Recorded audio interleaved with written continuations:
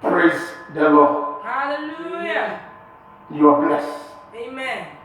You are lifted. Amen. It is well with you. Amen. In the name of Jesus. Amen. Sorrow will not come to your house. Amen. Sorrow will not come to your family. Amen. It will not come to my house. Amen. It will not come to my family. Amen. In the name of Jesus. Amen. We shall remain winners. Amen. Victorious over this virus. Amen. Secured by the blood of Jesus. Amen. Covered by the hand of the Almighty God. Amen. Hidden in the secret place of the Most High God. Amen. In the great and mighty name of Jesus Christ. Amen. God bless you. My name remains Reverend Dr. Nelson Johnson, the Overseer of Jesus in our Kingdom Worldwide Outreach Incorporated. I welcome you to this telecast. I just want you to understand that please, Christians, seek not yet repose. Hear the guardian angels sing. You are in the midst of foes. Watch and pray. Christians, seek not yet repose. Hear the guardian angels sing. You are in the midst of foes. Watch and pray. Please keep praying. Keep praying. Keep watching.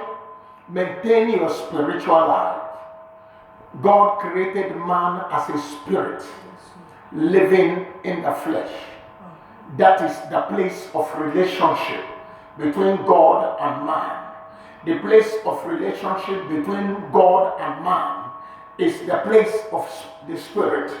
So when God created man in the garden and put man in the Garden of Eden, man was at the highest level of spirituality until Genesis chapter 3 from verse 1 to verse 6, when the devil came and then deceived Eve, and then Eve ate the apple and gave to her husband, and their eyes opened.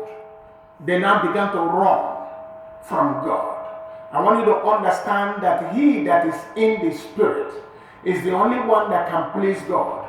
And in the battles of your life, you need to be in the spirit. You need to understand that you need to be in the spirit to win the battles of your life, to conquer your enemies. Samson was a very small man. Samson was a very tiny, short, and small man. Samson was too short, very tiny, and very small. He wasn't tall, he wasn't huge, he wasn't fat. But there was a covenant upon his life. He was carrying that covenant. He was a Nazarene. The Spirit of God was walking with him because of the covenant that was on his head. And then as long as that covenant was there, his enemies were nobody before him. He could kill 1,000 Philistines. He could pull off the gate and went away with it. He could kill people with axe. He could tear a lion. It's the spirit. The Bible says the spirit that quickens and not the flesh. He said if you live after the flesh, you will surely die. But if you live after the spirit, then you please God. For it is not possible for a man that is in the flesh to please God. That is why he admonished us that we must live in the spirit. Please try to understand what I'm saying. And then the moment they craved his hair, it was all over. He said, I will go. And then Delilah said, Samson, the Philistines are here. He said, let me stand up like oftentimes, without knowing that the Holy Ghost had left him. He now became a normal person. I pray for you that the sin that will take you away from the hand of God will not locate you in the name of Jesus Christ. Amen. And that no messenger of the devil will take you away from the covenant that you have with the Almighty God in Jesus' name. Amen. I decree that you are blessed. Amen. I cover your spiritual life and mind with the blood of our Lord Jesus.